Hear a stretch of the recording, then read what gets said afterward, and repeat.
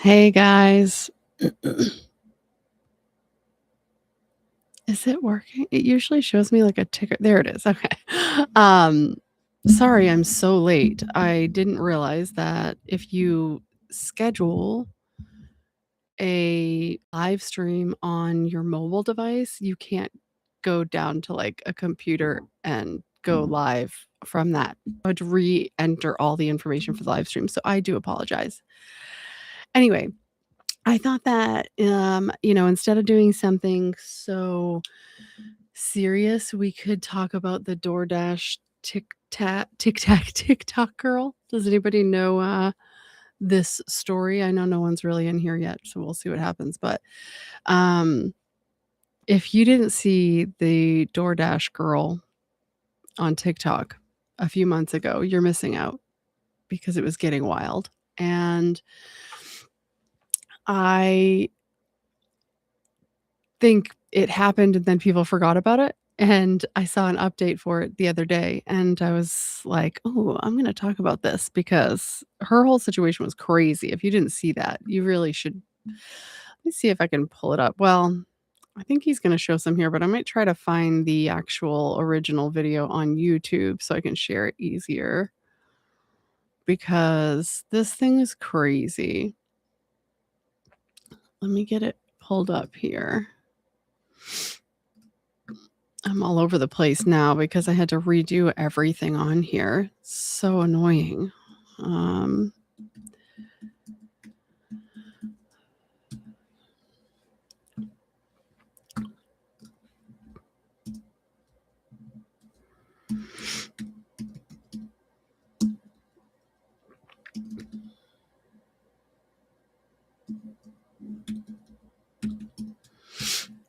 I really wish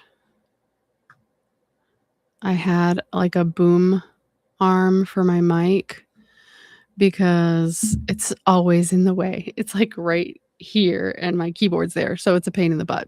But if you didn't watch the DoorDash girl on TikTok, I think it was like maybe 2.5 months ago. It was crazy.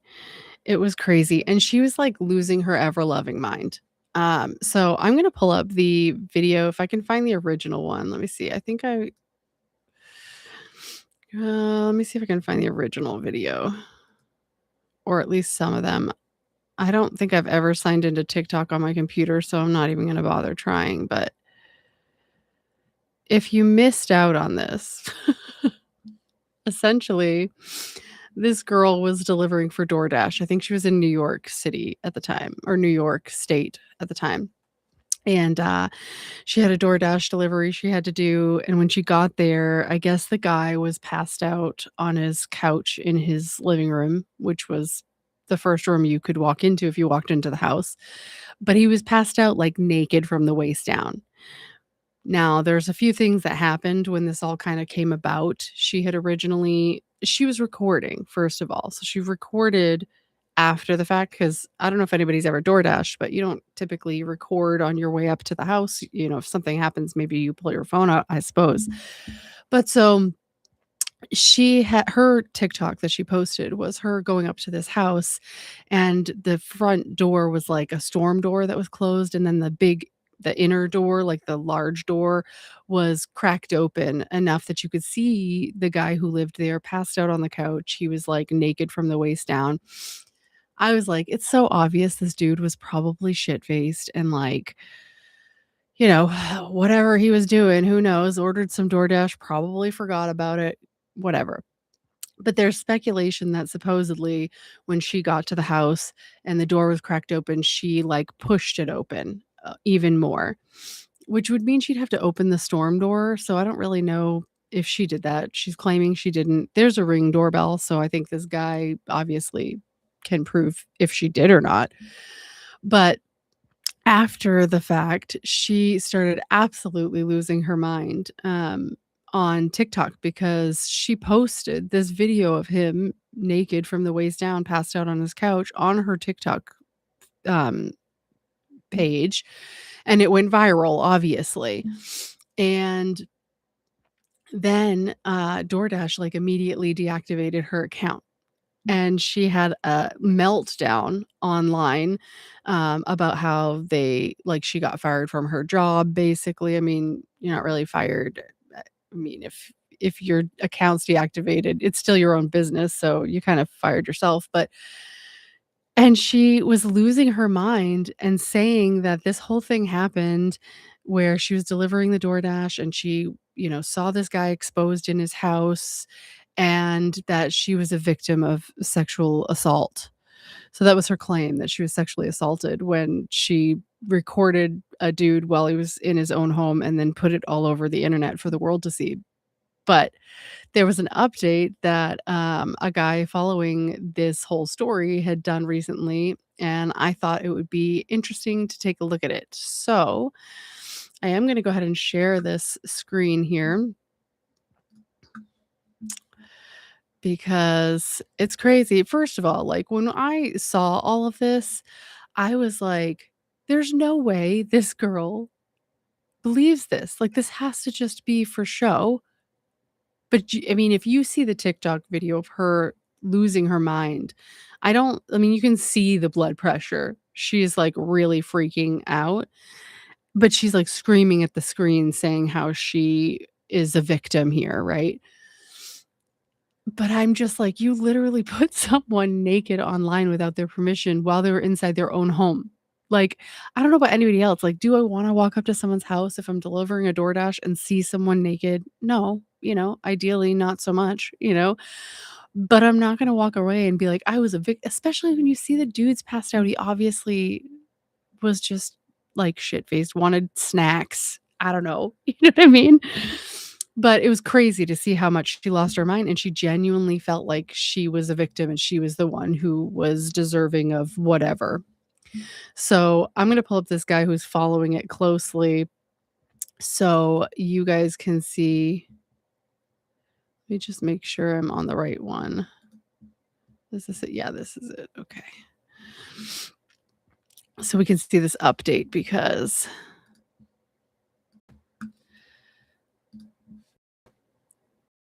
all right. Let's take a look at this. So much worse for the TikTok DoorDash girl because this is becoming a nightmare for her. And if you don't know about the situation, it is insane. So here's a quick rundown. So on October 12th, 2025, a DoorDash driver by the name of Olivia Henderson got an order in Oswego, New York. This was apparently a late night Wendy's order, and from what we know, all she had to do was leave the food at the door, take a picture of the food, and continue on with her night. Instead, she allegedly made a series of awful decisions. The police and prosecution, they're alleging that she pushed the door open and decided to film a drunk dude who was passed out on his couch with his pants down. So he that the police stated that she was not to enter the house. So I don't know. I literally saw this when it all happened back in November, thought it was wild and crazy and kind of forgot about it. So, if they're saying it, it does make me wonder if she did do that. Like if she was like, this dude's passed out, he's not going to hear me or whatever. And she just decides to push it open all the way so she can record it and then do her whole thing. Cause if that's the case, that's freaking nuts. I don't know if anybody watching has ever done DoorDash. I have DoorDashed before. And what he said is exactly right. Like, usually there's instructions. It says to leave it at the door, which I'm under the impression is what it said on this guy's delivery, which means you literally walk up. And I don't know about anybody else, but I hope I don't happen to see them in their house so it doesn't feel creepy. So I'm usually avoiding, if I was ever doing it at night, I'm avoiding windows. I don't want anybody to think I'm looking in their house. So the fact that she just was like, "No, it's cool, and then I'll also record," is wild stuff. But, um but yeah, usually it's like you literally put it down, take a picture, snap, and you're on your way to, your next one. So there's no reason that she even needed to and actually in the video, I'm pretty sure there was, a walkway up to the house and, a little porch. So, for the most part, most people will probably leave it, either at the top of the steps on the porch. Sometimes you might walk it up to, the actual door, but you've all ordered DoorDash, I'm sure, so you realize that it could be put anywhere in that area, whatever, but I just don't think there was any reason for her to have to get that close, but let's keep watching because I don't know, see. So now I really wanna know if, like, the police then have, like, Ring doorbell footage showing her opening it. Because if that's the case, how dumb can you be? You have to know that almost everyone has a Ring doorbell and you're gonna be on camera, and you obviously cannot just open someone's door. It's literally, like, breaking and entering. It's crazy stuff. Video on the story, I reported that she walked into the house because that's what currently was going viral on TikTok. That, from what I know, is wrong. So I have to issue a massive retraction and correction to that statement. All the, at least credible sources, are claiming that she never walked into that house. She was only standing in the doorway. But still, either way, filming and posting what she saw after she allegedly either opened the door or pushed open the door is still incredibly stupid. So if what the prosecution is alleging is true, she seemingly went onto TikTok and tried to destroy an innocent man's life for passing out within his own house with his pants down. Now, Exactly. obviously, we're not going to show the original video. I will say too, have done DoorDash in the past, or I mean, this isn't even about doing DoorDash. I've gotten DoorDash before. I had it one time. It was weird. I live in a very rural place, and I'm assuming that the person delivering was just newer, like they probably hadn't done it a lot.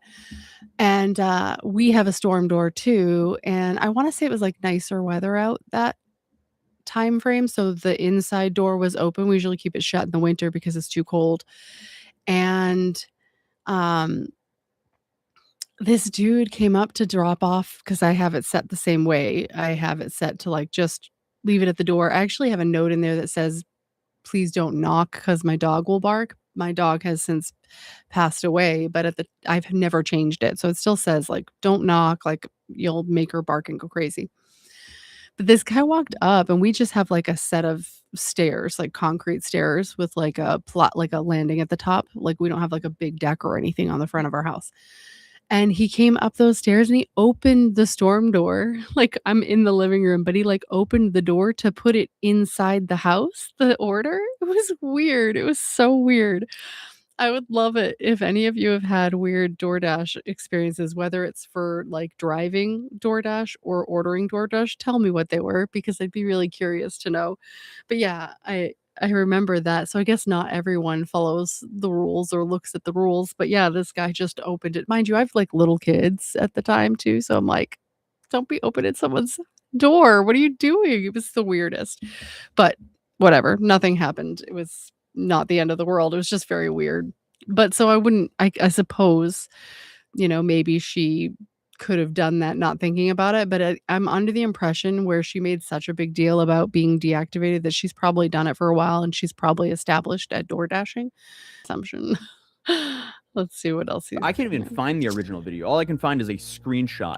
But even if I could find the original video, I wouldn't be showing that here on this channel for obvious reasons. Because there is a massive privacy issue there. But this is her follow-up video to the original video. Oh, So good, he's on gonna October show it. 12th, 2025, the DoorDash customer requested that their order be left at their front door. When I arrived at their front door was wide open. Their lights were on. They were sleeping on the couch within eyesight of the.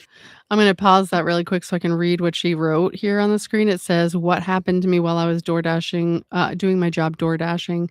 I'm being punished as a victim by all sectors involved right now. The police, DoorDash, and TikTok are all punishing me, a victim."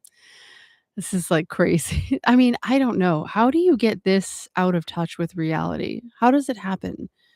What happens to get to this point? She's obviously not the youngest person alive. She's obviously young, but you know what I mean? Like, she's lived enough life that she should be established enough to recognize as an adult that this is some crazy shit that she's trying to pull. Front door with their pants and underwear pulled down to their ankles, and they were indecently exposed to me. Okay, so she said wide open. And the police and prosecutors say Hey! otherwise. And the reason they're saying this is because there's allegedly I Ring have to doorbell pause. opening or pushing the door open. Now, How's it go? Have you seen this this DoorDash girl? Did you see this when this happened, Brandy? Because it was so crazy. Like the video she posted where she's losing her mind over being deactivated, you can see like the blood vessels bursting from her forehead. It was crazy. But I just don't understand. Like I could understand if it was like he was standing there, right? Like if he was standing there right at the door naked from the waist down, like, yeah, you would want to put a complaint in for that was clearly intentional. But seeing this dude passed out on his couch, it's like, damn, getting the guy in trouble for living his life in his house is crazy. But then to just act like I'm like a crazy victim and everyone owes me everything. Yeah, she's insane. But like she's one of those people where, people talk about crazy eyes, like this girl's face in the video where she's talking about being fired from her job. It's like you posted, even if you wanted to claim to be a victim, you posted the dude naked online without consent. Um, like, if you're that concerned, call the cops. I think she did do that, by the way. I'm pretty sure she called the cops when she, was leaving, but crazy, crazy stuff. Let's see. This is The one only of those, problem like, is, hopefully to my justice knowledge, is that served footage has not been released to the because public. she needs I to was wake up actually though. hoping to see that footage today in court, but court had different plans for us He today. went I also there. I reported this love to the that. police, and the police are doing nothing. I was assaulted. I'm the victim. I lost my job. I'm the victim. I was working. Oh, this is it. I was literally working, and they deactivated me. This is related. They punished me for posting about my fault while door dashing. They just About fired her me, and the police are doing assault. nothing. Okay, so that's Like, can we take a second? Are we even kind of serious right now? This is so insane. Yeah, poor dude, honest to God, like we don't know what freaking happened. This guy was either shit-faced or had just maybe smoked a massive bowl and he had the munchies, so he's like, "Freaking DoorDash, bitch," right? And he, like, orders that shit, and he's like, "It's taking forever," because, it feels like a real long time. So he's like, "It's taking forever." And then he gets bored, and maybe he's lonely, I don't know, and then he falls asleep on his couch waiting for this forever DoorDash order. And then this is what happens. Sadly, she's serious, and that's what is insane. She's so serious. She's so crazy face, crazy eyes serious. Like lost her job. No, you lost your own job.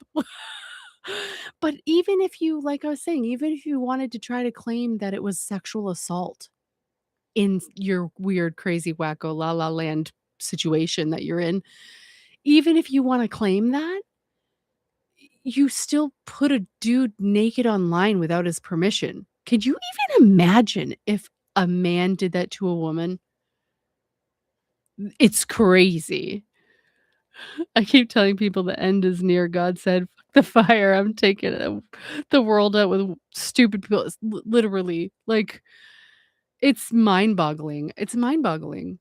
I can't. But yeah, this I saw bits and pieces of this guy's video when decided I wanted to do this because again, I hadn't seen any updates. So I was like, I gotta check this out.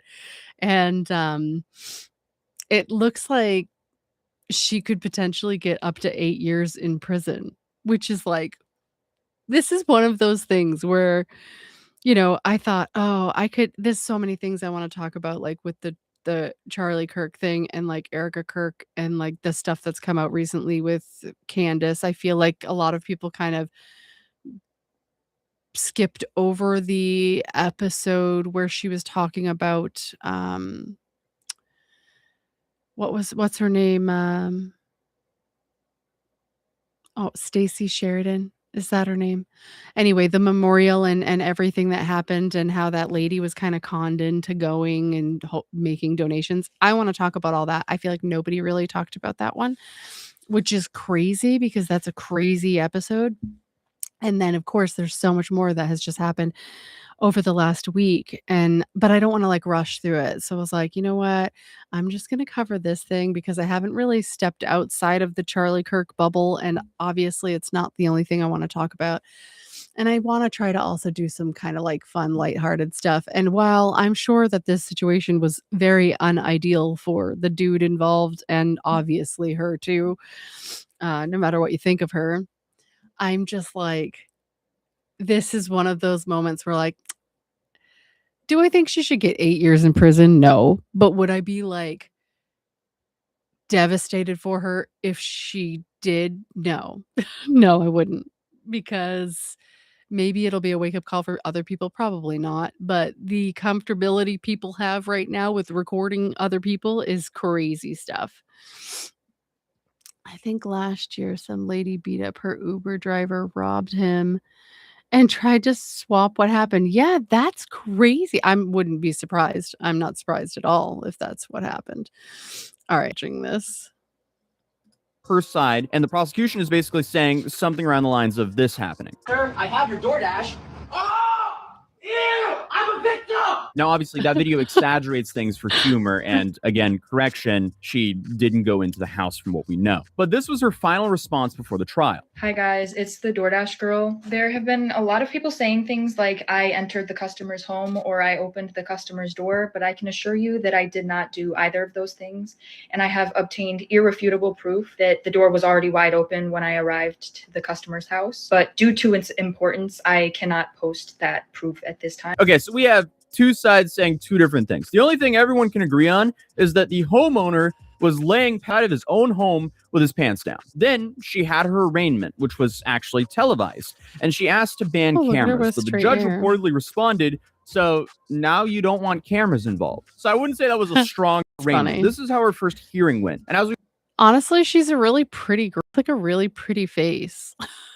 What a bummer that she's ruining the next however many years. I mean, I suppose it's not like she has like a regular job that she did this at, it was like a self-employment thing. So that's a pro for her, but it's definitely not. we found out it didn't go as expected, and it doesn't seem like she's just going to get a slap on the wrist. Back at the airport again, because today we're heading to the TikTok I'm gonna scroll a DoorDash little girls bit here. trial, which is I tomorrow. love that we're he going went. to He Syracuse, New York literally now. like But everyone's like, 10 flew. times. There's been so many details about this case that have been extremely unclear. So might as well go show up and get them clarified. Yeah, this is the smallest airplane I've ever. Oh, Miami. Why get an influencer break the law somewhere tropical? Miami was This was great. what, 2 weeks ago? This is rough. Tomorrow morning, Yeah. I'm driving the It's last been a like cold 25 month. minutes or so to get to Oswego. And apparently Oswego is known for being even colder than this spot.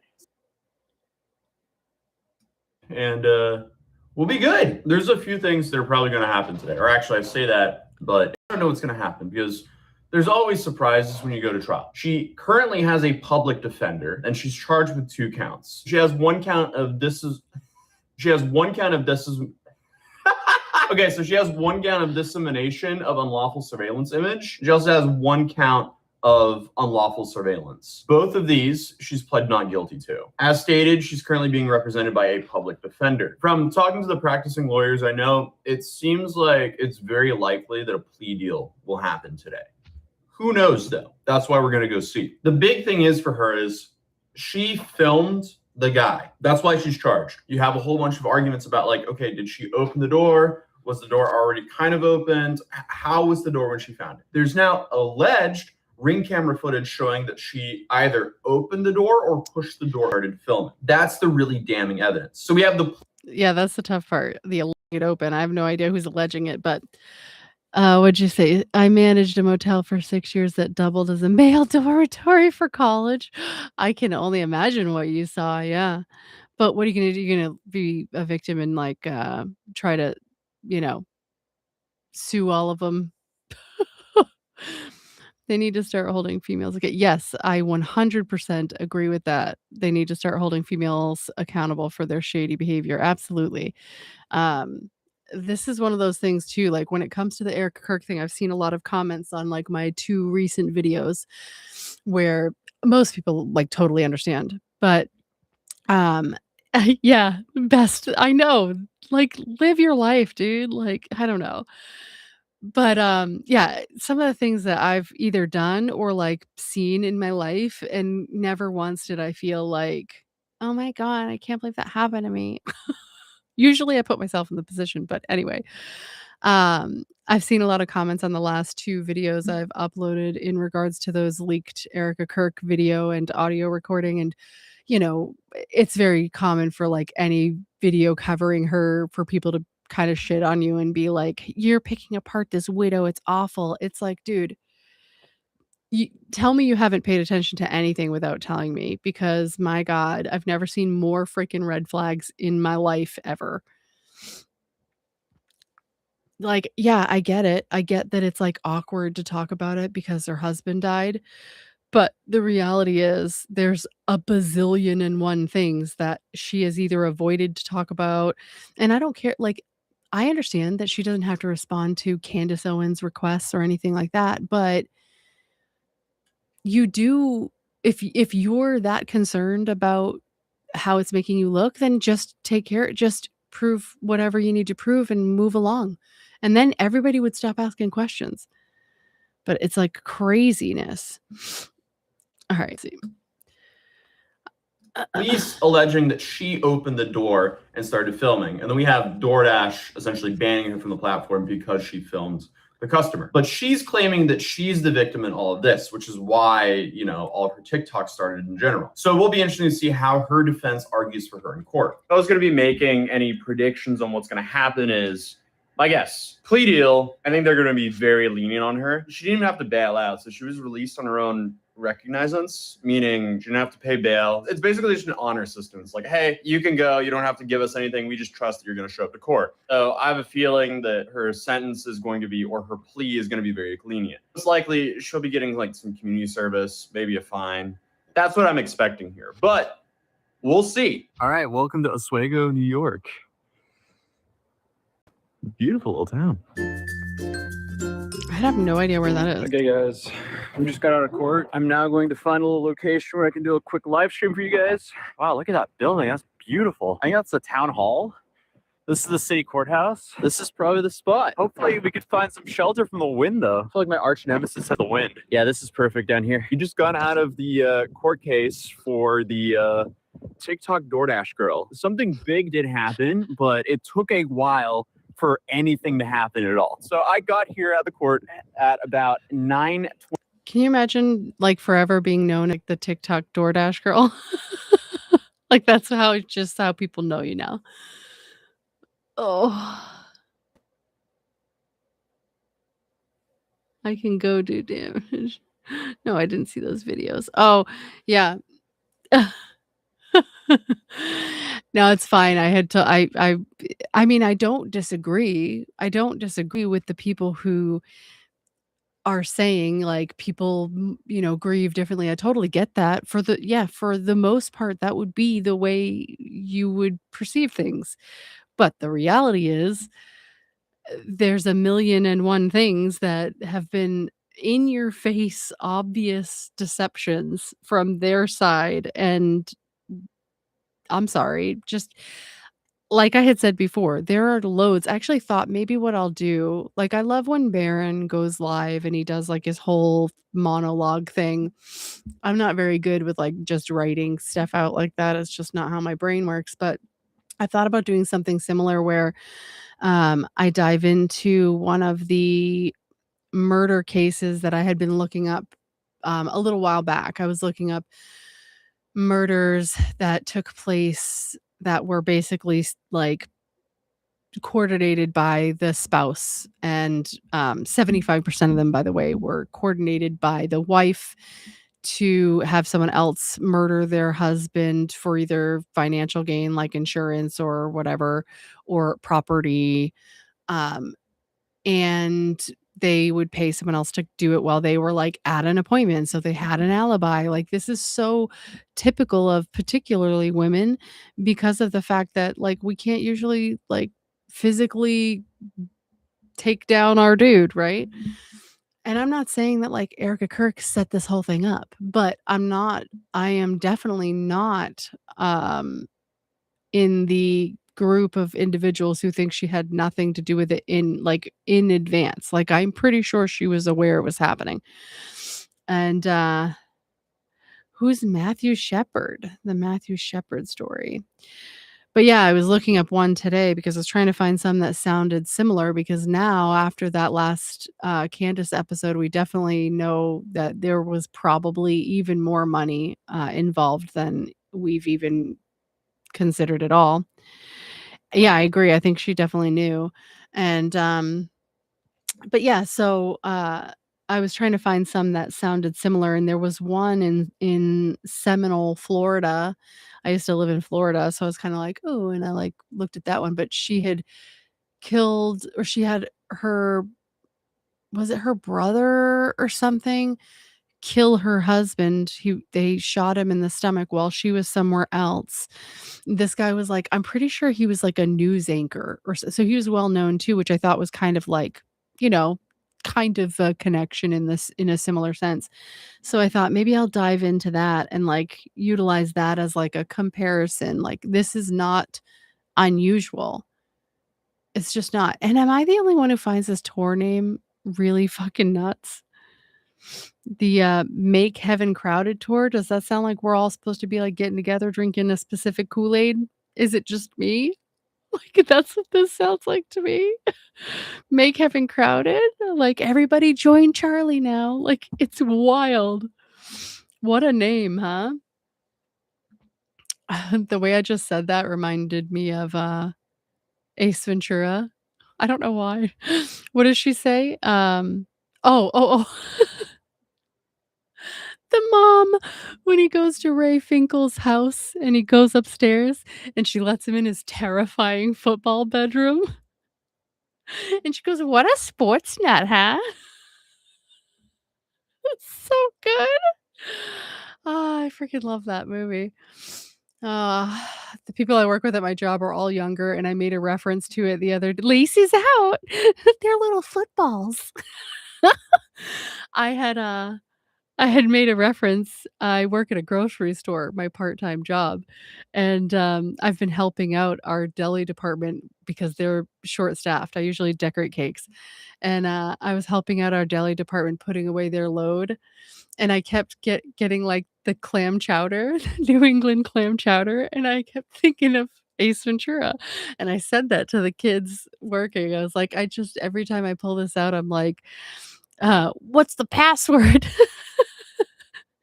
New England clam chowder. Is that the red or the white? I can never remember that. They're all like, "I don't know what you're talking about." I'm like, "This is grossing me out that you guys don't know." My 13-year-old knows what I'm talking about, okay? Your parents didn't raise you right. I don't know what to tell you. It's such a good movie. Just so good. Oh, what a classic. The the 27 pieces of gum and he puts it in the one wrapper. That and The Big Lebowski. Oh, so good. I'm all over the place, so anybody watching this that's the other thing, watching this after the fact are always butthurt. I had, like, a few people come on, and I had to pin a comment at the top when they were rewatching my coverage of, like, Baron Coleman's thing, and, these people were all in there and like, "Girl, get to the point. You're, like, sitting there messing with your hair in the beginning. It's ridiculous." I was like, "It's a freaking live stream." Like, no one was on yet. I was waiting for some people to join because otherwise the timing is all off, you know what I mean? And if anybody's interacting, which is the whole point of a live stream. But they were, like, so mad about it. So, sorry, guys, this isn't planned out. I'm just chatting and hanging out. If you wanna hang out, you can hang out with me. Otherwise, watch some of the other stuff because there's a lot of other stuff already at this point.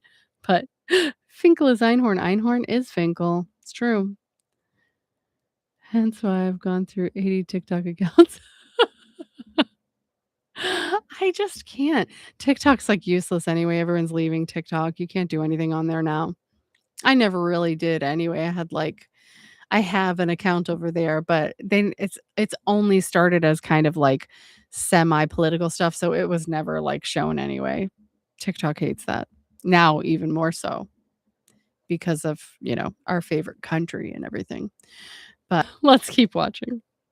This TikTok 21, gal. and she was on trial at 9:30. This time it was a little bit different because last time we know that we had footage of inside of the courtroom because the news was there. So the news, they were set up, they were filming her. I walk in, there's no TV camera set up. I don't even see any journalists. And basically I was there until the end. I can confirm there was no journalists there. So it's only me. that was there, which is kind of interesting. Other updates to this case. She still has a public defender. She has 2 charges. At 9:30, judge walks in, everyone stands up, sits down, you know, the whole thing. And I don't see the DoorDash girl. I think it was just because I didn't see her because she was sitting in there. And at that time, I was sitting in like kind of like in the back right of the courtroom. And this courtroom is set up in a not the best fashion because there's a column blocking the judge and the audio isn't really good. And it didn't seem like they had the microphone speakers on the back. So I couldn't hear what was going on.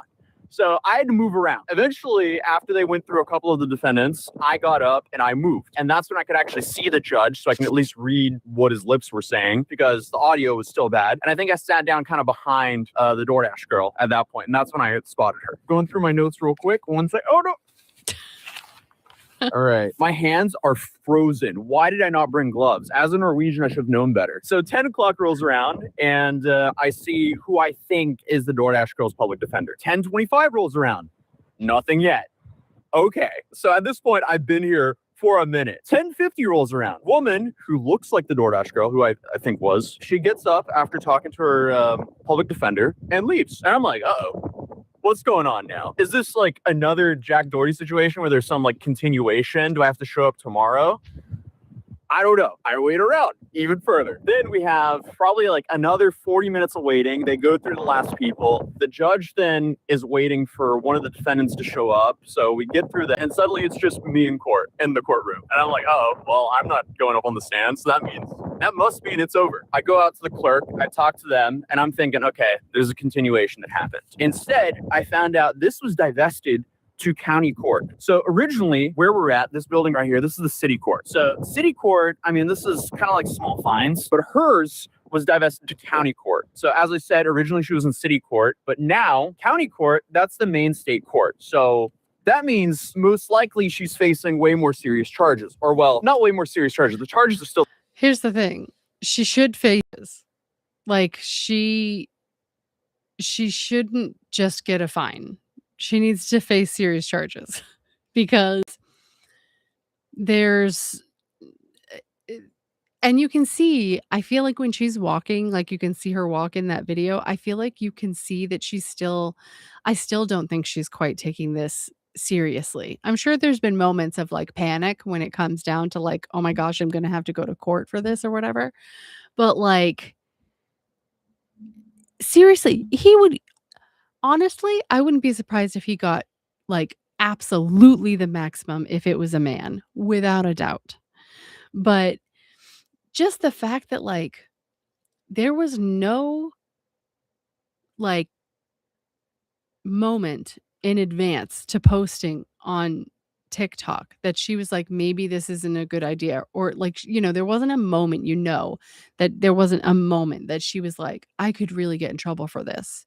No, she is not thinking of that like that. And I don't know why. I don't know what happened with your parents and how you were raised, because that's crazy to imagine that you can think that this is okay to do. I don't know if anybody remembers that I'm in my basement, so hold on. It's cold and my nose keeps running because of it. There was a case that took place really close to me. Like the trial was literally within a few miles of my house.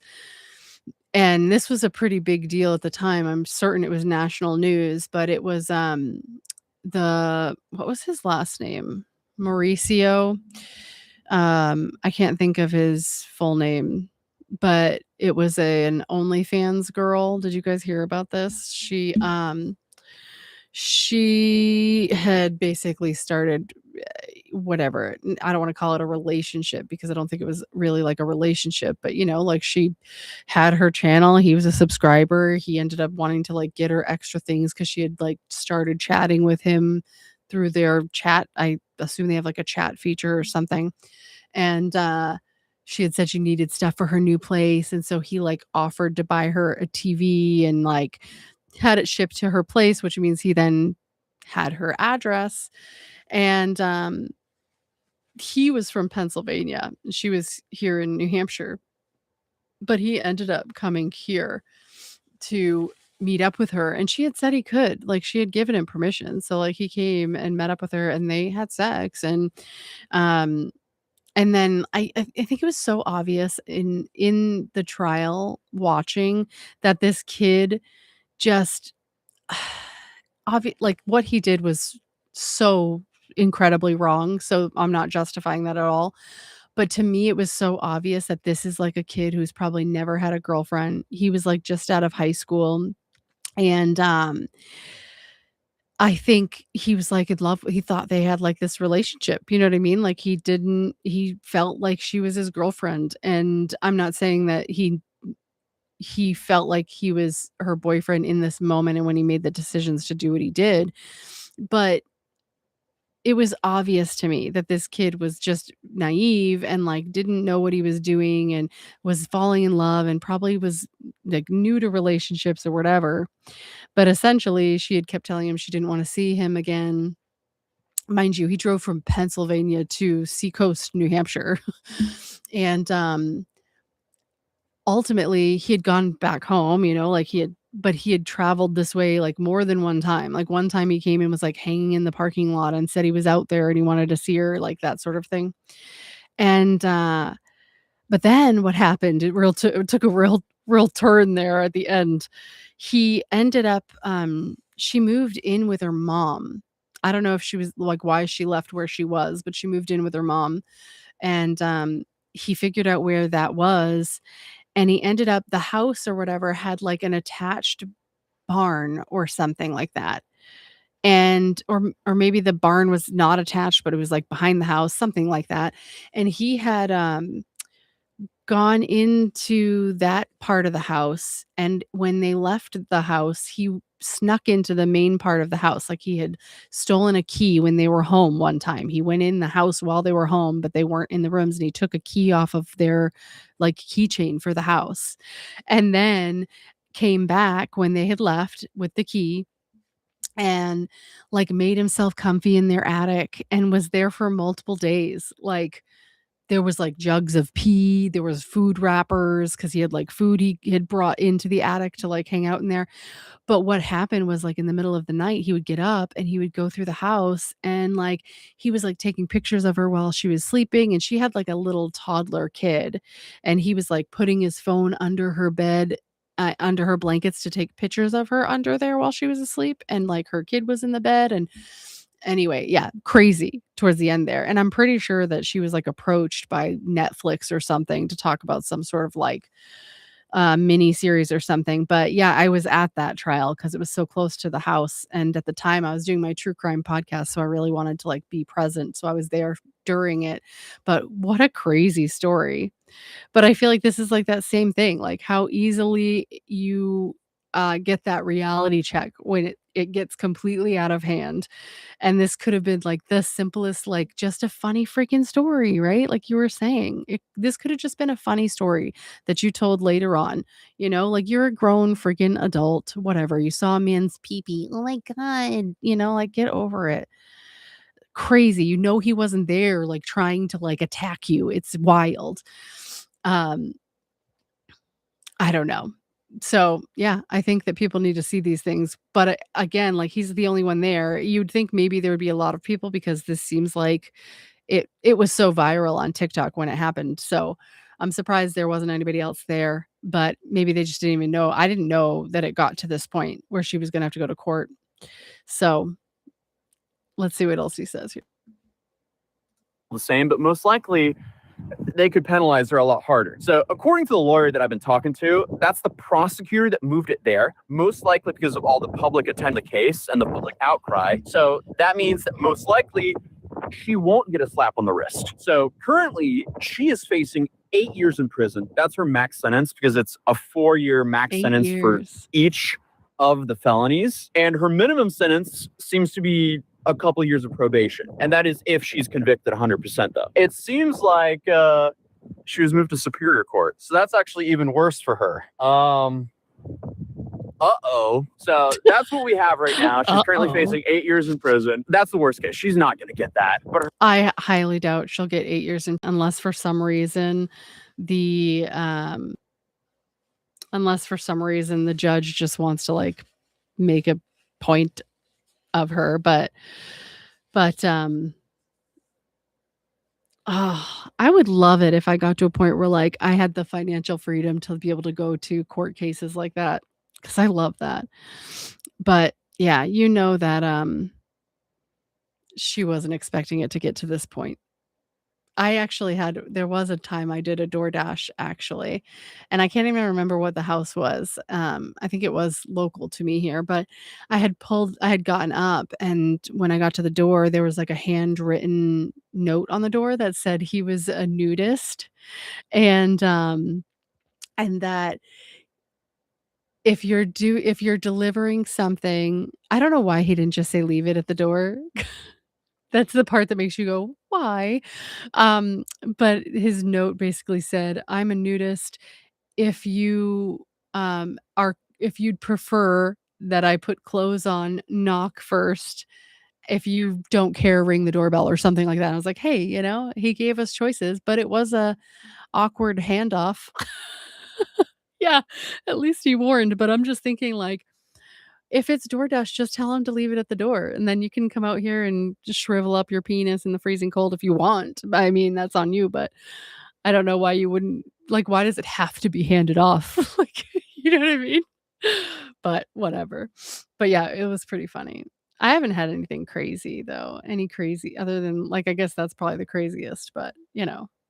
But I would have felt the same way about what she had happen as I just did that story I just told. Like, it would just be, like, a funny thing to be, like, to even kind of think that you're on the same level by recording somebody without their permission while they're home in their home alone, naked, and putting it on a massive platform for the entire world to see. How where did this balance go? What happened there? Because that's craziness. Like, my 13-year-old would know better than to ever behave like that.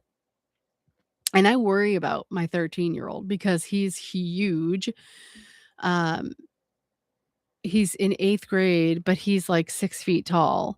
And he doesn't look 13, like, at all. I mean, he looks like he's 17, and I have seen some crazy videos, like, not too long I saw a video of kids who are clearly probably about his age, and they were obviously at, like, a fast food place, probably like McDonald's or whatever. And the video, of course, doesn't show what happened beforehand. It shows, like, when the thing started, but literally, like, an 80-year-old dude was punching this, like, 13 or 14-year-old kid who was sitting there with, like, 2 girls. They're obviously just, like, junior high kids. He probably has crushes on the girls. They were probably joking around, whatever, right? And, it sounds like what had happened was I'm under the impression knowing kids of this age, they probably were fucking around, tossing food, and, like, they had hit that old man's wife with food. And I would imagine most kids are stupid, but not intentional dickheads, and they probably did it by accident, right? But this old man was obviously pissed, and he got up and he literally was over this kid punching him in the head, like, repeatedly. And, but what happened after that was, like, 2 or 3 other middle-aged men, I would say, like, between mid-30s and mid-40s, had come up to the table while this old man is, like, attacking this kid. And at first I'm thinking, "Oh, they're gonna, like, try and calm the situation." No, they were, like, pissed for the old man. I get it, I understand, but for all we know, they didn't turn around and chuck food at this old lady. I can almost without a doubt guarantee you, because the kid, you can see the nervousness in his face, right? Like, when they're saying, "You can't do that," he's like, "I didn't do it." Like, you can see he's genuinely like, "I swear." And maybe he did act like a dick and did something by accident, but it was very apparent that he probably didn't do it on purpose. And, they're trying to kinda laugh about it because they're nervous. But then towards the end, it's a very short clip. You could look it up probably, but towards the end of the clip, one of these middle-aged dudes who's just standing next to the table that these kids are sitting at, he just full force takes his open palm and slaps the kid upside the head. And I mean, like, hard. Like, and I was like, dude, if I found out that some middle-aged fuck hit my kid because my kid, yeah, do I want my kid throwing food? No. Does that mean he should get hit by a freaking stranger that's 30 years older than him? Fuck no, dude. Kids are stupid. But my problem with my son is he literally looks 17. So when I saw that video, it was like the end of 7th grade last year for him, and he wanted to walk downtown. We live like probably like a 10-minute drive from our downtown area, and we're like remote enough that like you couldn't just walk there. And I like that because he can't just walk somewhere after school, lie about where he's going, like I have until he's driving to influence his decisions and hopefully set a good, baseline. But I thought about that because he wanted to walk downtown with some friends, and I was thinking, my God, like if someone sees you do something that clearly would be typical stupid, naive behavior for like a 12-year-old, because he was 12 at the time, it would be one thing if they could recognize that you were 12. But if they look at you and think you're almost a grown adult, I don't know what that means, because people want to take like their own, punishment in their own hands for strangers' children. And I just am like, dude, like if you made one, and he's like, I won't do anything stupid. I'm like, I know you won't on purpose, but you're a child. You're going to make stupid decisions. We all did. And the difference is when I was growing up and made a stupid decision, I didn't have a freaking camera in my face for the world to see and for it to be plastered all over the internet forever. So like, yeah, I did plenty of stupid things that probably could have resulted in something like that at some point in my life. And I worry about that so much because he looks so much older than he really is. But that was crazy. Yeah, I don't know. I worry about it. It's like stressful that he doesn't look his age. You know what I mean? Although then my 6-year-old is like a little peanut. He's like a little dude. My older son's like 6 feet tall and wears men's 13 sneakers. And my 6-year-old has been like 16th to 20th percentile, like at all of his checks, his doctor's appointments. He's just like a little peanutty dude. Boys are different. My 27-year-old still calls and tells me where he's going. Yes, I know. I'm like, you bro, living on your own. I'm married with children. Seriously. I don't know. We have like a really great relationship, my older son, and I'm really proud of him. And it's nice because, maybe this will be like totally whatever. If anybody, you don't have to all listen to me ramble, but like my um my older son and I both have ADHD, if it's not obvious. But I didn't know until he was diagnosed. I honestly was one of those people who thought it wasn't real. I didn't think it was real. And then he got diagnosed. And after he got diagnosed, I was like, "Oh shit, like maybe I have ADHD." And I like they have like these quizzes you take on like a tablet. It's like, you know, they ask questions and the answers are like never, often, sometimes, very often. And I fucking aced that shit. Like I felt real called out. But I had gotten diagnosed with it at that point, but it was a really tough, like for him, it was like from 4 until like 7 or 8 were like so difficult with school, with everything, because he was already larger than the other kids. So like at circle time, he would move his legs and he'd kick another kid and they'd tell him he did it on purpose and he would be upset because he said he didn't do it on purpose. And every day I'm getting calls about his body and being out of control, and it was very stressful. And I was like, my God, I hope I'm not raising like this little asshole. Like I feel like I'm making the right choices. And now that he's 13 and he'll be in high school next year, for the last few years when we've met with the school, because although he's above his grade level education wise, because of his physicality with the ADHD, we had like a 504 plan. So not an IEP because he wasn't behind in grades, but we had the 504 plan for like when he was struggling physically in class, they knew he had like things he could do to try to burn off some steam or whatever. So we meet with them every year to just make sure it's current and there's nothing they need to add or take off. And the last, I want to say 3 years, 2 or 3 years. No, I think it's at 3 years because I think it started in middle school. And the teachers have been talking about how impressed they are that he's so empathetic to kids that aren't even in his friend group. They were telling me they said, we see it with kids in their own friend group. Like they'll be empathetic or sympathetic to their friends in their friend group, or aware if like someone's having a hard time and be concerned. And they said, but he'll do it for people like he doesn't even hang out with. And they just said they wish they had more kids who were like that with them. And I loved that. And one of the things that I constantly drill into his head is to be honest. It's kind of like what Candace always says. I tell him, I'm like, if you're always honest with how you're feeling and or the situation, stop giving excuses. As kids, he would always give excuses for all of the things he would get in trouble for at school. Would always be some kind of excuse. And I just constantly told him, like, just stop giving excuse. Nobody, everybody can see through it, first of all, and nobody cares. Just take responsibility, and then you're going to be seen as someone who's trustworthy and honest regardless of the situation. And you don't have to try to keep up with lies or anything because you're always honest. And so I think that it's actually stuck. And the funny story is, this year he's in 8th grade, and when we met with his teachers, one of them was telling me about a book report he had to do, and he had missed like the initial presentation. They were supposed to present to like a partner, not like the whole class, but a partner. And he hates doing that stuff. But he had to present to the teacher specifically, and the teacher was telling us how he was answering all the questions, like he knew the answers that he was needing with the questions he was giving my son. And then he had asked him more of like a general question, I want to say, about the book itself.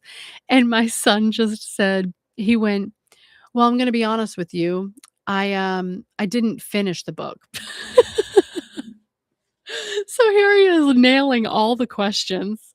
And then they ask him a real specific, like, or general question, like a vibe that you got from the whole thing. And he was like, "I didn't actually finish the book." And he said, the teacher was like, "I mean, I told him, I wish you finished it, but I am really happy that you told me you didn't." And I said, "Yeah, I mean, I don't know. It's so much easier than trying to constantly have excuses." And guess what? They all respect him and they all think he's a great kid. So, and they're at a point now where they're like, he's not giving us excuses. He just tells us. So that's all I ask for. I don't care if you get perfect grades. I just want you to be a good person. Grades are good. I want you to learn, but you know what I mean?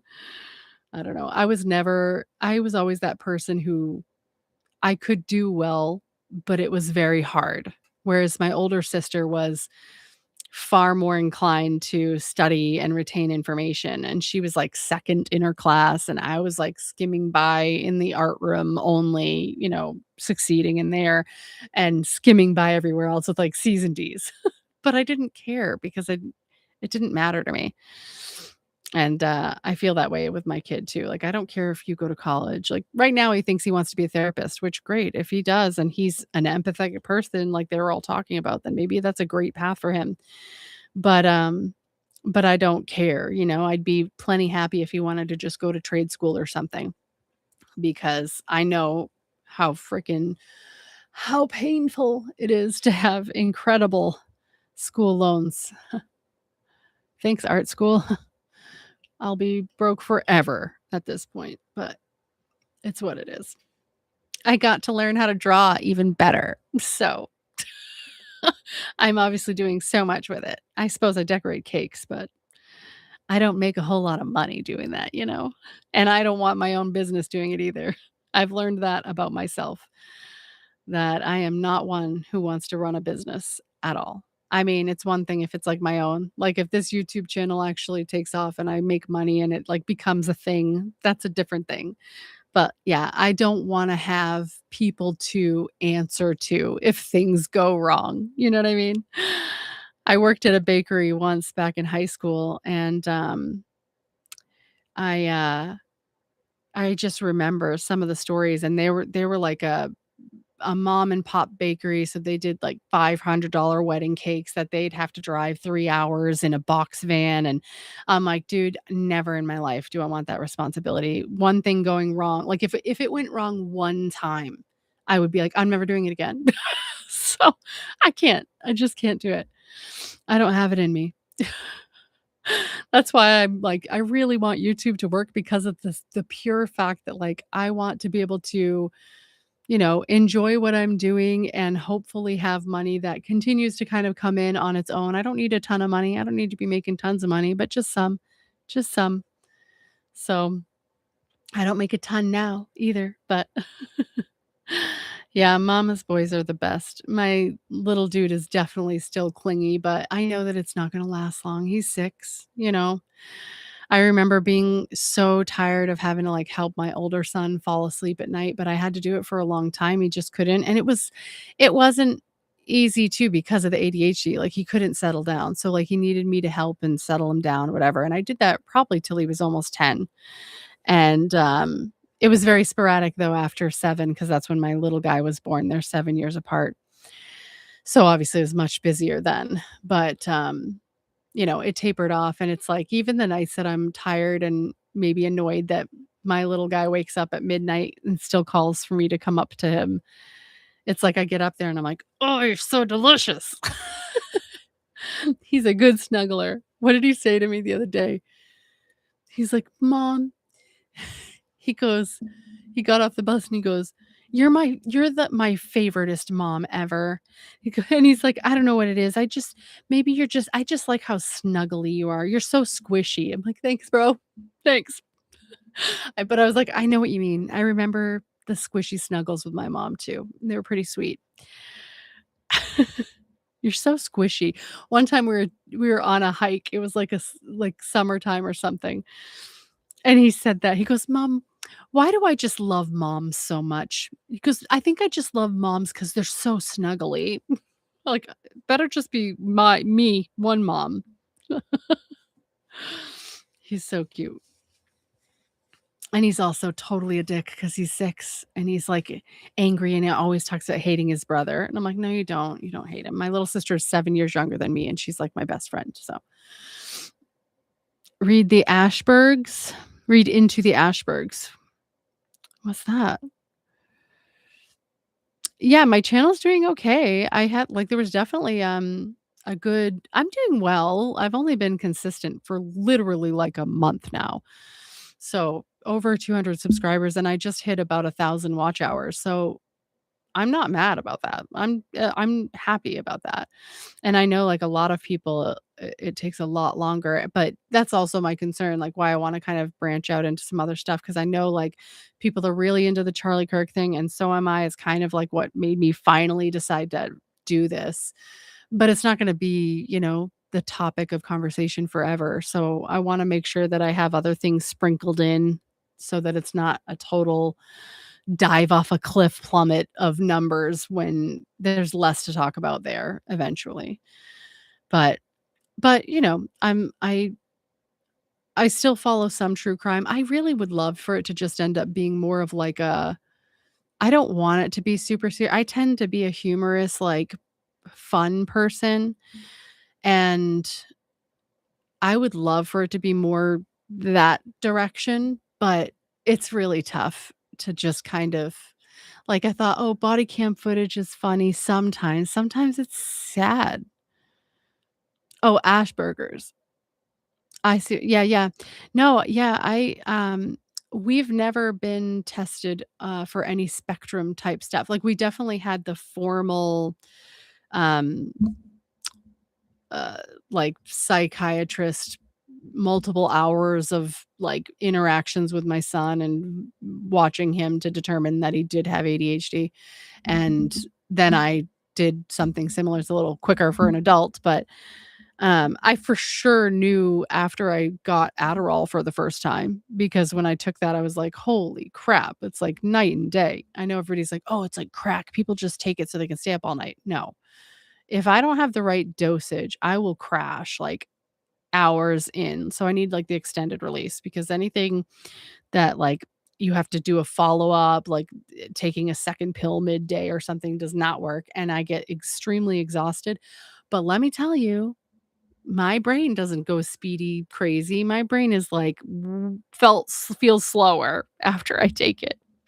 But yeah, hopefully I can find my groove over time. I do like going live, so I do it's tough because right now it's still hard because I don't have like a solid subscriber base. So it feels like if there's no one to talk to, I feel kind of weird just hanging out. Especially if I don't have like a structured plan. I know like Candace and Baron, they go live and they have a whole thing already planned. So they have plenty to say if no one's there. But I only have so much time to do a lot of research. So I can't just do that. But I've thought about it, like this TikTok girl thing, like this sort of news stuff I think is kind of fun and could be fun to cover. I'll probably try and do some body cam stuff. I do enjoy watching it sometimes.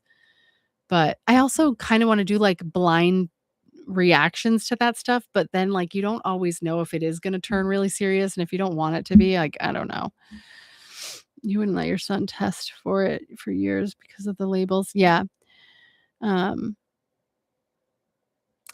Well, I was actually going to I had signed my son up for my older son for there's like a charter school nearby that is obviously a private school, but it's in the same state, so we wouldn't have to pay for it if he got in, but it's a lottery system and it takes years. They only do the lottery pull and you're like, there's a whole group of people in this poll or whatever, and there's only so many spaces every year. And by the time we got a call saying like if we were interested, he might be able to get in, he had already established friends and kind of got through the hurdles he was going through at the time. So, but previous to that, probably 8 years old, I fucking hated when summer ended and he had to go back to school because I was so stressed all the time. And I see my little sister going through something similar. She's got a 4-year-old son, same age, and he has similar stuff, like similar behaviors. And I'm like, I swear you're not raising a serial killer. I know it feels that way. I promise you. It really is it's so hard to keep yourself at like a reasonable mindset when you feel really isolated, like your kid's the problem. It's really hard. I know, I love Baron too, and I definitely can't watch it for the 3 hours. Usually he's pretty good. I feel like he's pretty good about having like his monologue and then going over a chunk of stuff, and the rest is kind of like shits and giggles, which is totally fine. That's what I would enjoy doing. Um, but I don't have the time to really plan everything out. So if I go live, it's kind of like fly by the seat of my pants. And it's not going to be for everyone. Although my live that I did when I was covering one of Baron's lives has gotten a lot of views, and that was the people who were that was the one where people were mad that I was not like diving right in immediately. But I feel like you know why I want to do the live reaction stuff and why I'd want to do it live, because it requires less structure. Like if people are chatting and I can respond back, I can fill in the blank spaces with conversations with real people versus having to be like, it's quiet and no one's talking and I have to think of something to say because I'm talking to a computer screen.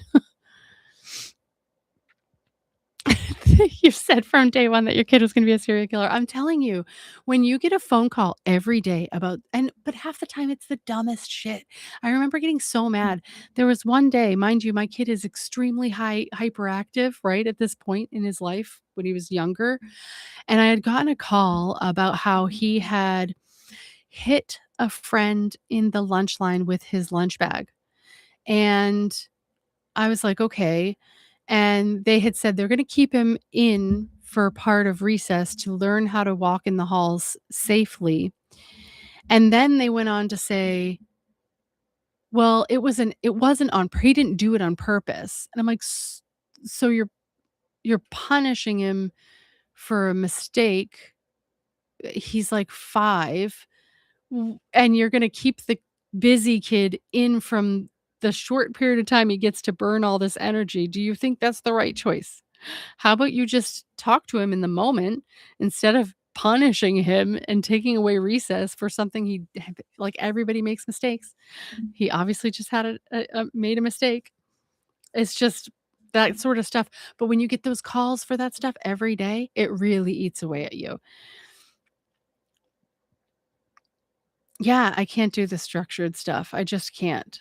And so I know, but I don't like seeing people super structured anyway, because I feel like it takes away from like the genuine aspect of it. And that's what I want. I don't, especially these days where everyone is, I mean, I don't know about any of you, but anytime I'm watching anyone who's covering something controversial, whether it's Charlie Kirk or the Poopstein's files, it's like, I'm sure that I'm not alone, that like I'm just constantly picking apart every little thing that these people are saying, because I'm like, are they compromised?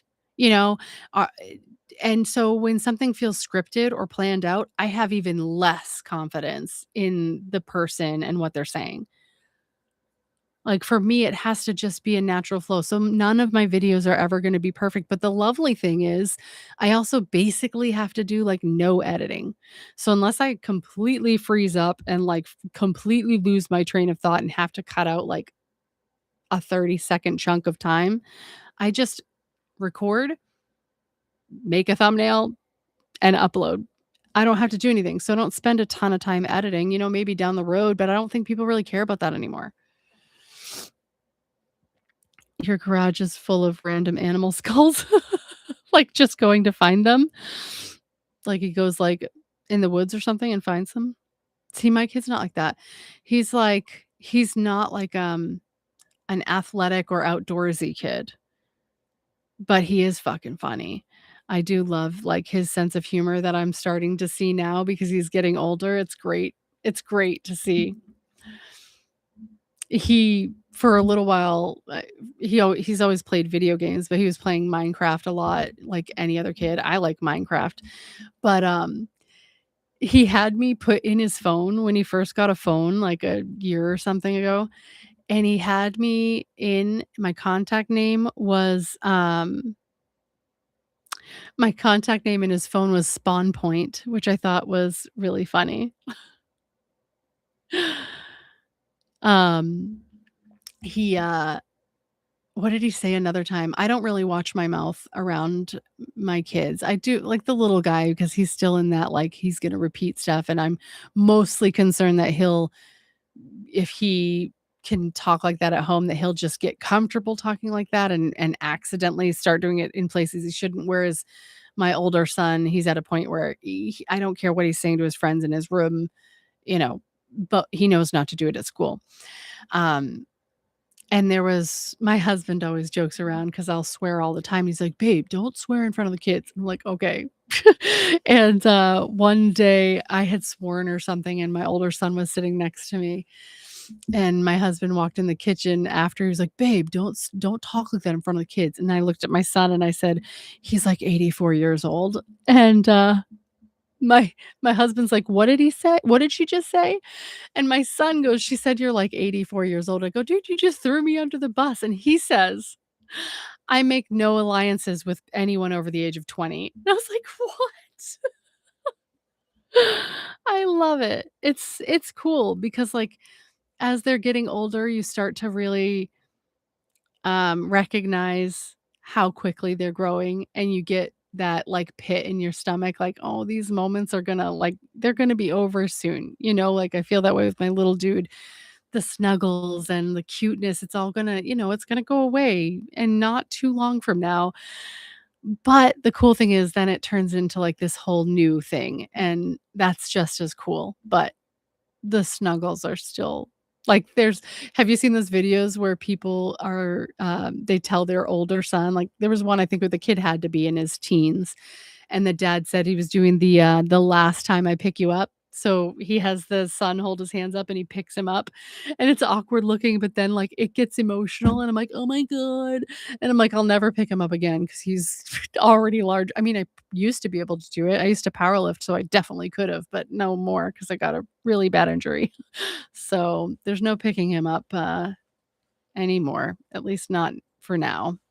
Maybe someday if I really can get my ass in gear again. But Yeah, no filter. Life's boring with filters. I don't know. The only reason I'm trying to censor myself a little bit on here is because based off of what other people have said, um it sounds like YouTube will kind of suppress videos if you're like swearing too early in, which is weird because like there's so many people I see that swear constantly and it's probably just that they already have a huge following so they don't have to worry about the algorithm a whole lot because people find them by notifications, but maybe I'll get there someday, I don't know. So I'm trying to like watch what I say, although it seems like during lives that matters less, but I don't know. I'm still gonna refer to, the man with the islands as either Poopstein or the man with the islands, and our favorite allies as I'm still just deciding on that one. I feel like I gotta come up with something else interesting for them.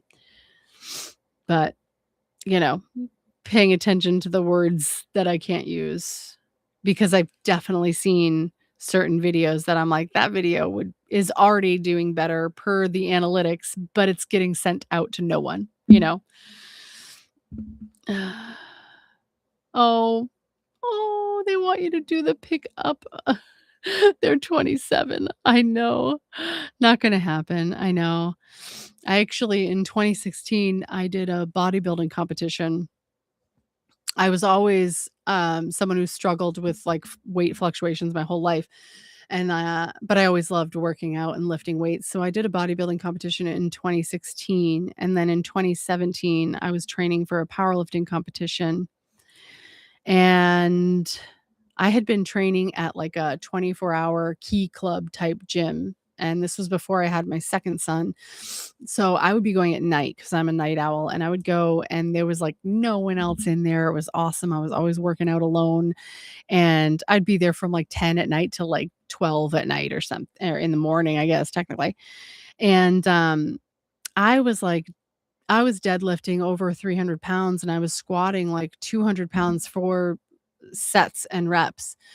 And, I would see my coach maybe, like, once a month for our touch point to see, what we needed to adjust to prepare for the competition that was in September.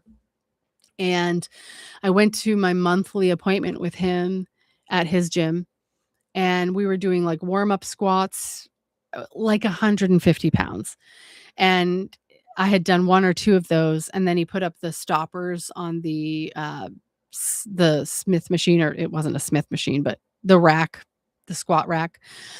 And that first squat I did after the, stoppers went up, I just went down, and it was like I wanna say it was maybe like 175 pounds at this point, and I went to squat down, and I just kept folding, and I folded right down, and, I had like a thick I actually think it's right over here, a thick powerlifting belt on, like those big leather ones, and, my coach said, "That was your belt, right?" And I said, "Nope, something's wrong." He heard all 3 hamstring tendons pop, and so I had to have surgery. I had to have surgery within 2 weeks' time, or else if it had been longer than that, everything would have started to grow around, like, your sciatic nerve or whatever, and I would have had to have seen, like, a neurosurgeon in Boston to even have the surgery. So, I had that surgery the day before the competition I was training for, and I was, like, this close to being nationally qualified. I was so bummed, and it was a year recovery. Like, I had to wear this insane brace that went right under my boobs, down past my hips, and my one leg that I had the surgery on was bent it was basically straight, but like a 10-degree angle for 4 weeks. I couldn't take this brace off. So I could only lay in bed. I had to pee standing up with like those like Shiwi things. It was a wild time. And then it was like 18 weeks of physical therapy multiple times a week. It was crazy. But even the surgeon was like, "This is not a normal injury. This isn't like, we might see this with Olympic hurdlers." So he was thinking maybe I had a previous injury or something, and that was the assumption. Now I know. Now it took like 5 plus years that I have a connective tissue disorder that my older son has too, for sure. I don't know about my little dude yet, but it's a genetic thing. So there's no, you know, I had to see a geneticist in Cambridge to get diagnosed. So, but Yeah, it was crazy. So now I have like PTSD. Like I love working out, but I have PTSD when it comes to squats or lifting weights now, especially knowing that I have this hypermobility stuff that could cause, the same kinds of injuries. So I would love to get strong again. I love how it feels, but I also just don't have time. So if I can figure out doing it at home to some extent, but right now it's just a distant memory. Yeah. My belt is right over there. I haven't seen it actually in a while. It's like on a shelf that I totally forgot. It's really cute belt. It's like a camel color, it's like a suede and the inside's bright purple. So cool. I'm so proud of that thing. But at least I got to do the other competition, and maybe someday I'll have time to work out again and feel somewhat strong. I love the way like just a little bit of muscle looks, slightly muscular arms, and I love it. So someday maybe. Yeah, it hurt my butt 100%. And the crazy part was at the year mark when I was finally basically deemed recovered, because they said it would be about a full year before you felt like you were recovered, is when I got pregnant with my son, my second son. And so all of your tendons and everything loosen up. So it immediately was like I had finally started feeling when I was sitting, like I wasn't just sitting directly on like tendons. It didn't feel like that anymore, because what happened was um, I tore all 3 hamstring tendons, so they had to be reattached with anchors to my hip, and the muscle had to be reattached to the bone because it had come detached. So, after that, it always felt very weird sitting, like as if I was sitting on like directly on the it was very weird. And, after I got pregnant again, it felt immediately like as if I had just gotten the brace off and I was like just starting over. It was rough. That was a hard pregnancy because of that. You were into bodybuilding in high school.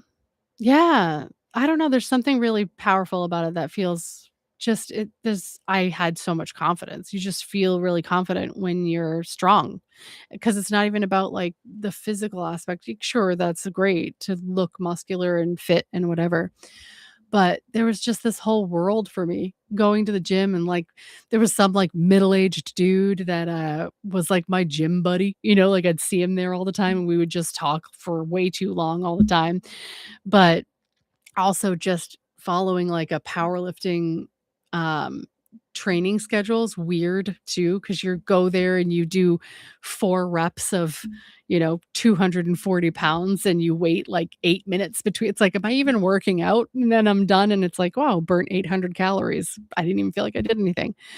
But it was cool. It's cool seeing you increase the numbers and being like, "I can lift 300 pounds." Like, I remember we were on a dart league at the time, so every Wednesday, my husband and I would go out and we would play darts at whatever bar we were at that night, and I would watch him shooting, and my husband's, like, 6 feet tall, and I was like, "I could fucking deadlift that bitch." Like, I loved it. I loved it. But right now, I also know how time consuming it was. It really messed up, like, my mental capabilities when it came to working out after my initial competition, the one that I did do. I feel like after that, I really struggled going to the gym again because I was kind of in, like, that all or nothing mindset. So um if I missed a gym workout or whatever, I was really beating myself up, because at that time leading up to the competition, when I had a great coach who was really good about not doing anything crazy, I didn't have any crazy restrictive diet or anything like that. But I even still, when you're training for a competition, you don't actually really do cardio for the most part. Well, some people certainly do, but the majority of the time I was training, I didn't do any cardio. Everything was just weight training and monitoring your diet if it fit your macros or whatever, is how I did it. So I could eat whatever I wanted as long as it fit my macros. But at the end, when you're trying to lean down and you only have so much time, that's when you add the cardio in. Because from what I've been told, mind you, I've been wrong plenty of times. Essentially, your body adjusts to cardio. So the more you do it, the less effect beneficially it has on like maybe losing body fat or whatever, because your body adjusts to it, and you need to do more and more to continue to burn more calories and more fat, I guess. And so at the end, it was like, "Oh, we're going to start adding on cardio, but it'll be like 3 minutes at the end of the workout, and then 5 days from now it'll be another 3 minutes on top of the first 3 minutes." But it gets to the point where at the end you're doing cardio in the morning and cardio in the afternoon, and you're doing weights, and it's a lot. And I think that it really kind of damaged my ability to see it as something you only have to do sometimes. If you're not doing competition, you can just do it sometimes and not feel like, I think I felt like if I didn't do it the same way, that there was no point in doing it anyway, if that makes sense. But I did love feeling strong. I loved looking strong. I love looking at the pictures of when I had awesome definition. It's so cool.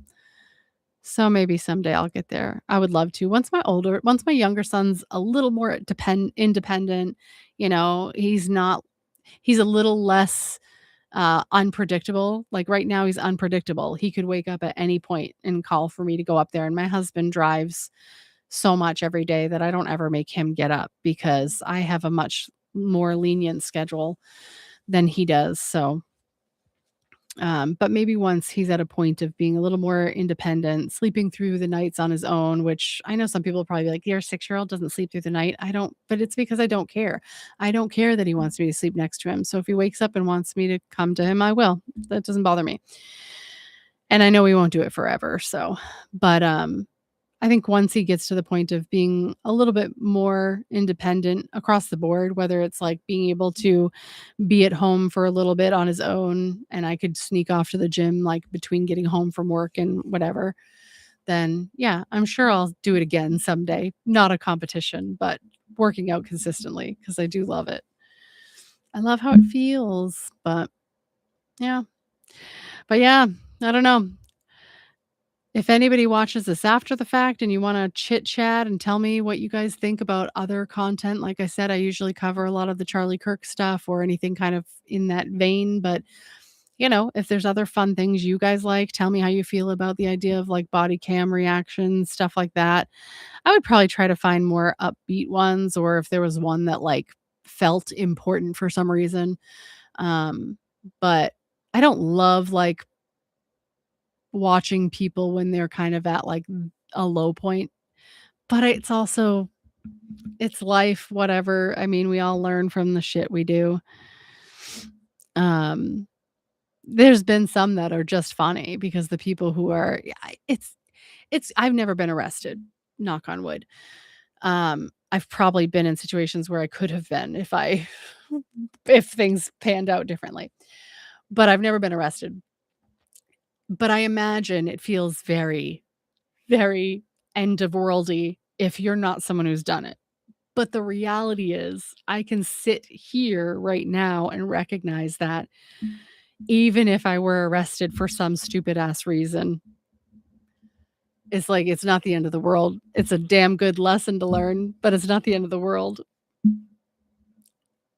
But when you're in a moment like that, it certainly feels more that way. So I don't love, exploiting that stuff, but sometimes it's good to watch too. Like I feel like whenever I watch those things, I definitely learn something. Definitely what not to do, but it's all about entertainment, right? But yeah, I don't know. Is there anything else anybody wants to look at? I'm trying to remember if there was something else I saved, because I always save videos to watch after the fact. But I think all the stuff I currently have is like serious stuff. I also really, really love, um, I did save this one. Should I pull it up? Is everybody tired? Are you tired?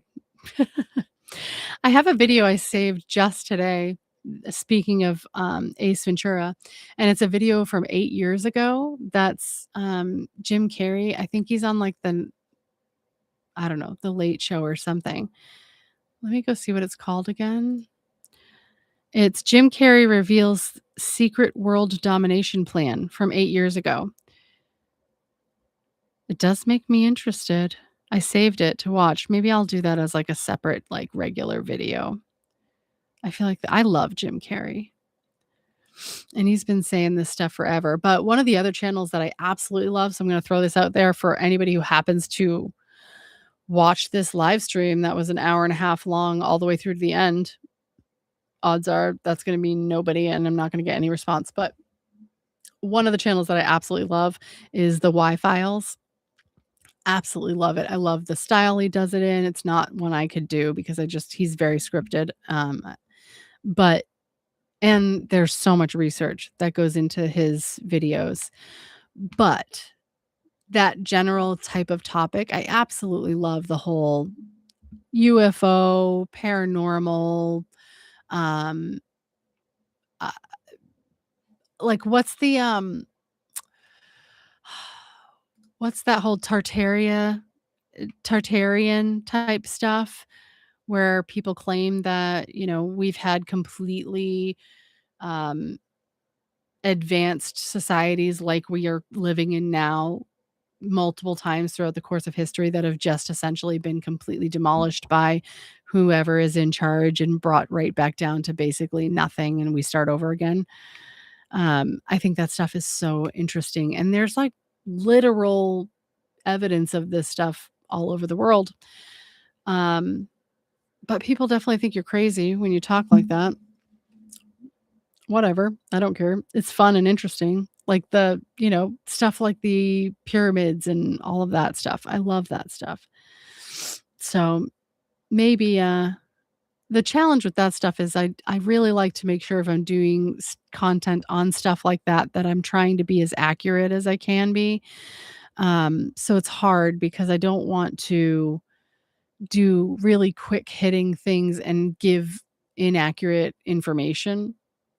But I guess if I posed it in a way that was like casual enough, it wouldn't matter as much. But I would love to do that stuff. So I think what I'll probably end up doing is sprinkling in little bits of alternative content to see how it goes and how people take to it as things continue on and see, what people are liking the most of. But yeah, I guess that'll probably do it for tonight. Go finish up for the night. I got to figure out what I am going to do for some videos tomorrow. The tough part with like the Candace ones is there's so much stuff. And if I don't if I don't go through the episodes completely again, even though I got to start doing it in the moment, because if I don't go through them a second time, because I didn't do it the first time, and mark down like the timestamps as to where I want to touch base on like whatever she's talking about or whatever is said, I will waste shit tons of time in a video and I don't want to edit it out. So I have to do all of that before I can do my standard regular videos. But as long as I have timestamps, I'm usually okay with at least having those and then commenting on them right after. So I got to do that for some of her recent videos. But I did really want to try to dive in on that Stacey Sheridan lady to see if I could find anything. Probably not. It sounds like she is probably someone who is deceptive and wise or old enough to understand that she needs to keep things private and cover her tracks. But I don't know. I feel like that whole thing is so messy right now. And it's just getting so crazy. But all right. I'm going to finish up, try to maybe plan some stuff for tomorrow. I'm off work for like the next 5 days, I think. So I only usually work like 2 or 3 days a week, depends on whether it's busy. But I'll have kids home with me for the next 2, so they'll be a little trickier. That's why I figured I'll go live tonight. I'm not really planned out. And then I will go ahead. What's tough is I thought maybe I'll take this live after and I'll cut the part out about the DoorDash girl so I can have a regular video on that, but I still have so much jibber jabbering in between because it's a live stream that I don't know that people will like that. So I might just end up recording a separate video on it tomorrow since I've already kind of watched it again and I can simplify it a little bit, but I'm just blabbing now. So, well, it was lovely chatting with you and I'll talk again soon. I'm hoping maybe I'll start trying to go live twice a week. I don't know. We'll see how it goes, but alrighty. I hope you have a great night. I'll talk to everybody later. Bye.